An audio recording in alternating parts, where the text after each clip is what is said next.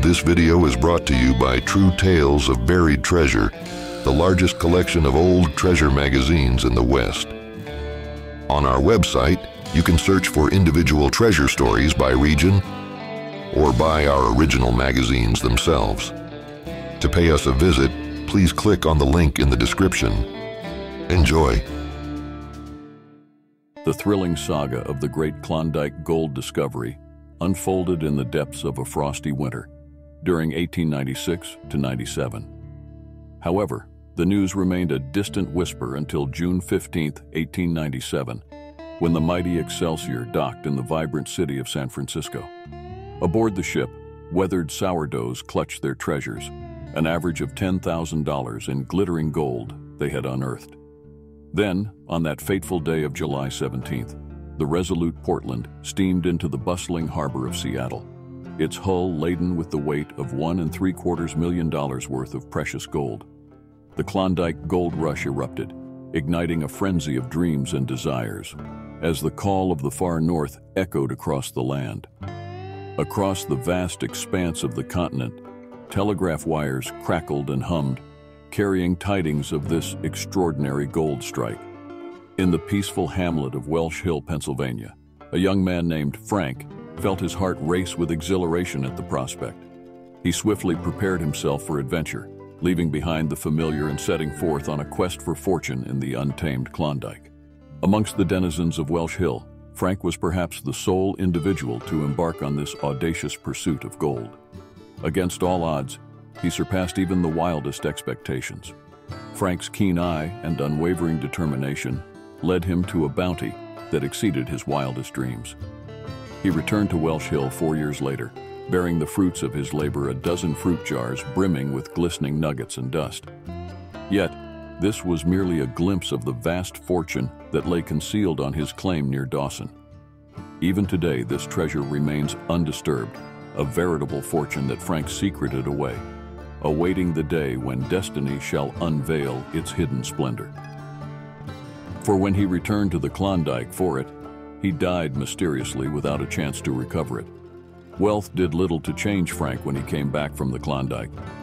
He kept company with the same friends he had when he lit out for the Klondike. He was generous with his gold, spending it freely on these he loved and those whose company pleased him. As he explained it, he had gone to the Klondike for the excitement of searching for gold. That he had found it was incidental. Even if he hadn't, he would have been satisfied just being a part of the historical gold rush. When asked what he expected to do with the gold he brought back, Frank laughed. "Enjoy it," he said. And to close friends, he confided that he would soon return to the Klondike, for the gold he had brought HME was just a sampling. A few months later, Frank announced about town that he was acing back to the North Country. To a few, he confided that he was making the trip to bring back his cash and to sell his claims. "I'll have more than enough to live lavishly," he said, "for the rest of my life." Friends in Welsh Hill waited impatiently for his return. Months nassed. There was no word from him. One day, relatives received a letter signed by a stranger. It said simply that Frank had died in the Klondike of an illness. Those who knew him couldn't believe it. He had left in the best of health. He was a rugged man who could take anything the Klondike could dish out in way of hardship. A sister especially was skeptical of the letter, and she set out to learn what really had happened to her brother. She gathered up some of the gold he had left with her and used it to finance a trip to the Klondike. Arriving at his claim, she found a cabin on it. When she entered, she screamed in shock. On a bunk lay Frank.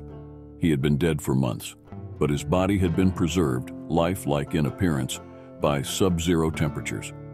But there was something strange about it all. Though it was later decided he had succumbed of typhoid, many never accepted the verdict. His sister was one. She had found Frank's cabin in great disorder. Boards were pried loose from the walls. Floor planking had been pried up. Obviously, someone had searched for Frank's rich cash. And efforts to track down the stranger who had written the mysterious letter failed. Frank's body was defrosted and preserved, then transported back to Welsh Hill for a somber homecoming. Whispers among close acquaintances suggested that Frank had confided in them about hiding the gold in fruit jars, similar to the ones he had brought back from the Klondike. However, his friends were convinced that he hadn't stashed the jars at his cabin. He was far too cunning for such an obvious move, they believed. The news of Frank's hidden treasure sparked a fire within the hearts of many Welsh Hill residents, who vowed to one day venture to the Klondike and embark on their own search for the fabled fruit jars of gold. Yet, if anyone ever found the treasure, not a word about it ever slipped past their lips. In the present day, there are hopeful souls who may eventually stumble upon the cache. With the ongoing oil boom in Alaska, numerous treasure hunters have taken to the far north, armed with their trusty metal detectors. Moreover, the town of Dawson, just across the border in Canada, holds a special allure for both workers and tourists alike. It is within the realms of possibility that one of them may chance upon Frank's claim. And if that fortunate moment arises, a modern metal detector would surely aid in locating the elusive treasure. So, it is in Dawson where the search must begin, for it was there that Frank initially registered his claims, forever etching his name into the annals of Welsh Hills legend. Thanks for watching. If you'd like to read the original article or purchase the magazine from which it was taken, please check out our website, truetalesofburiedtreasure.com.